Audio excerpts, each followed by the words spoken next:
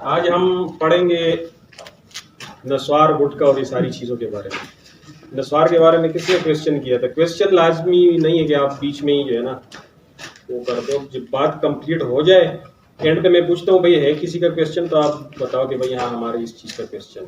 ठीक है। नस्वार जो है वो सबसे डेंजरस चीज़ है, लेकिन उसमें क्या है कि वो जो हम मुंह में रखते हैं उसको चबाना तो नहीं होता ना चालिये की तरह या सिगरेट की तरह, उसका स्मोक नहीं होता, लेकिन उसके अंदर सिगरेट से भी खतरनाक किस्म का तंबाकू इस्तेमाल होता है और साथ में चूना भी, इस तरह गुटखे के अंदर। ठीक है। तो वो जब चुंडी रखते हैं तो वो आहिस्ता आहिस्ता ये जो सेलेवा है ना, सेलेवा जिसे हम थूक कहते हैं, वो थूक के साथ आहिस्ता आहिस्ता खुराक की नली के थ्रू मैदे में जाता रहता है, थोड़ा थोड़ा करके। ठीक है। जब तक मुंह में पड़ा रहेगा तब तक ये चलता रहेगा। ठीक है।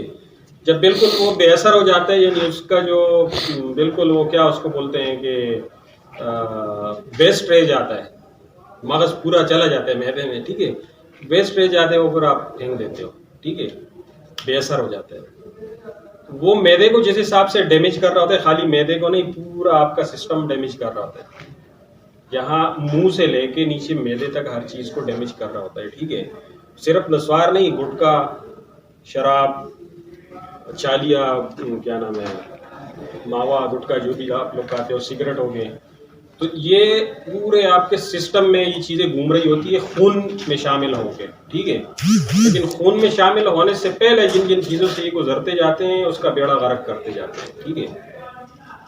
जिस तरीके से मैं बता रहा हूँ ना कि वो जो सेलेवा जो बनता है, एक तालू का नरम हिस्सा है नीचे की तरफ, ये हम अगर खुराक खाते हैं तो ये नाक में जाने से खुराक को रोकता है, जो खुराक की नाली है उसकी तरफ इसको डायरेक्शन दे देता है सीधा। उसके नीचे देखो तो एक और ढकना टाइप फ्लेपर लगा हुआ है, वो सांस की नाली में फेफड़ों की तरफ खुराक को जाने से रोकता है, सीधा मैदे में चला जाता है। अच्छा, लेट के क्यों खाना? देखें, सुन्नत भी है कि आप सुकून से बैठ के खाना खाओ, लेट के नहीं खाओ, टेक लगा के नहीं खाओ। क्यों? उससे ये होता है कि ये जो फ्लेपर है ना दोनों, एक जो युवेला और एक जो दूसरा जो ढकने का काम करता है सांस की नाली के ऊपर, ये खुले रह जाते हैं। तो आपके नाक में भी वो खाना पीना जा सकता है, आपकी सांस की नाली में भी जा सकता है। जिस तरह बच्चा होता है, जो दूध पीता बच्चा होता है, अक्सर आपने देखा होगा, तो उसके साथ भी ये प्रॉब्लम होते हैं। तो वो जो दूध पिलाने वाली जो माँ होती है, वो लेटे लेटे उसको दूध पिला रही होती है, हालांकि खतरनाक है। ठीक है। उसके बहुत उससे और भी नुकसान आते हैं। तो ये बेहतर है कि जो बच्चे को दूध पिलाए कोई भी औरत, तो वो बैठ के बच्चे को एक पोजीशन पे रख के उसको दूध पिलाए। ठीक है। अगर औरत खुद भी लेटी हुई है, अपने बच्चे को भी इसी तरह लेटाया हुआ है और वो दूध पी रहा है, तो उसके साथ कुछ भी हो सकता है। फिर वो फर्स्ट एड और वो सारी चीज़ें मैं पहले भी बता चुका हूँ, आगे भी इंशाल्लाह मजीद डिस्कस करेंगे। ठीक है। तो उसका बहुत नुकसान होता है, उसको फेफड़ों में भी दूध जा सकता है एंड सो। ठीक है। तो उसका प्रॉपर एक पोजीशन होता है जो लेडी डॉक्टर दूध पिलाने वाली माँ को एडवाइस करती है। ठीक है। उसके बाद जो फास्ट फूड हम लोग खाते हैं, हमारा जो मैदा होता है ना, तकरीबन इस शेप का होता है। ये खुराक की नाली आ रही है और यहाँ पे एक वाल यहाँ पे बना हुआ होता है, इसको स्पिंक्टर बोलते हैं। कुछ चीज़ों के नाम इसलिए मैं नहीं बता रहा हूँ, ऊपर ऊपर से गुजरेंगे। डॉक्टर नहीं बनना है, खाली जानना है इसके बारे में। ठीक है।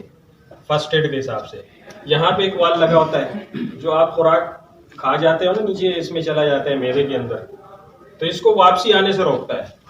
और दूसरा वाल यहाँ पे लगा हुआ होता है, जो कि नीचे की तरफ बवक्त ज़रूरत, जब ज़रूरत पड़ती है, नीचे छोटी आंत की तरफ ये खुलता है और जो ग़िज़ा होती है जिससे ये हर चीज़ निकाल लेता है मैदा। ठीक है। बकाया जो फुजले की शक्ल में होता है, आधा नीम हजम होता है, वो छोटी आंत की तरफ जाता है, फिर वहाँ पे भी कुछ इसके साथ अमल होता है और वहाँ पे हजम होने के बाद फिर बड़ी आंत में बिल्कुल जो फुजला होता है एंड पे वो निकल जाता है, जो वेस्ट होता है। ठीक है। अच्छा, यहाँ पे इसके अंदर रतूबतें पैदा होती हैं, जिस तरह हम इसको बोलते हैं तेजाबियत होती है मेरे के अंदर, अपनी एक हाइड्रोक्लोरिक एसिड बना रहा होता है ये। ठीक है। अगर उसके साथ हम कोई और केमिकल, जैसे कोल्ड ड्रिंक्स, सॉफ्ट ड्रिंक्स जो है, आपने डॉक्टर से भी सुना होगा, हर किसी से सुना होगा कि सही नहीं है। अब हम पिछले 30 साल से पीते आ रहे हैं, अब जाके हमें बता रहे हैं कि सही नहीं है। ठीक है, फूड वाले अप्रूव कर रहे हैं, दुकानों पे, जनरल स्टोर्स पे, शॉपिंग मॉल्स पे पड़े हुए हैं, लोग पी रहे हैं धड़ाधड़। उसके अंदर भी एसिड है। वो एसिड और मैदे का एसिड दोनों मिल के फिर रिएक्ट करते हैं, केमिकल रिएक्शन। समझ रहे हैं बात को? तो क्या होता है फिर, हमारा जो मैदा है वो जो उसकी एफिशिएंसी होती है उसको डैमेज कर देता है। हमारा हाजमा सही नहीं होता। सिर्फ ये नहीं, आगे गुर्दे को, मसाने को, हर चीज को डैमेज करता है। जिस तरीके से हम ये चीनी चाय में डाल के पीते हैं, इसमें चूना होता है, इसके जो क्रिस्टल बनते हैं चीनी के, वो चूने के बगैर नहीं बनते। जिस तरह घी बगैर कोलेस्ट्रॉल के, बगैर केमिकल के नहीं बनता, इस तरीके से चूने के बगैर इसके क्रिस्टल नहीं बनते चीनी के। तो वो भी माशाल्लाह अच्छा किरदार अदा कर रहा होता है इन सारी चीज़ों को बिगाड़ने में। ठीक है, तो बेहतर है कि गुड़ खाए बंदा।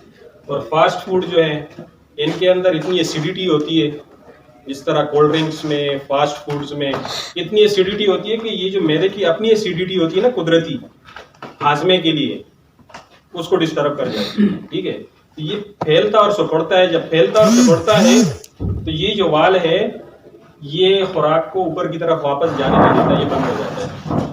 अगर स्मोकिंग, शराब, अल्कोहल, ड्रग्स, गुटखा, नस्वार, ये सारी चीजें करने के बावजूद भी हम बोलते हैं कि यार मेरा जो है ना वो दिल जल रहा है, वो दिल क्यों जल रहा होता है?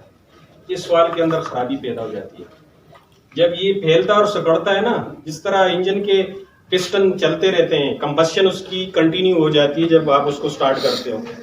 ठीक है, तो क्या होता है उसके अंदर, जिस तरह उसका मेन संप होता है नीचे ऑयल का, और सारी चीजें प्रेशराइज हो जाती है। फ्यूल का टैंक भी प्रेशराइज हो जाता है, कहीं से फ्यूल वो खींच रहे हैं, कहीं पे रिटर्न भी दे रहा है, तो वो सारी चीजें उसमें इंगेज हो जाती है, प्रेशराइज हो जाती है। ठीक है, तो ये जब फैलता और सिकुड़ता है तो ये प्रेशराइज हो जाता है। और फिर क्या होता है, अगर ये वाल्व खुला हुआ है या डैमेज है तो ये ऊपर की तरफ आता है, यहाँ तक। कभी कभार बदहजमी की शक्ल में या उल्टियों की शक्ल में क्या होता है, यहाँ पे खराबी आती है बदहजमी की शक्ल में, ये खुल जाते हैं और खाना वापस। ठीक है, तो वो जो दिल जल रहा होता है ये इसमें खराबी आ जाती है। ठीक है, तो बेहतर है कि इन चीज़ों से गुरेज किया जाए। मेरा बताने का मकसद ये है, और इसके पीछे मेरा जो मेन मकसद है बताने का वो ये है कि माशाल्लाह जहाँ पे भी जाओ तो थूक से भरा हुआ होता है सिस्टम। पिचकारियाँ इधर भी पड़ी होती हैं, उधर भी, पाबंदी के बावजूद भी। ठीक है, तो मेरा मकसद ये है कि कोई बाहर से आए, कम से कम देखे, वर्क प्लेस आपका साफ सुथरा हो।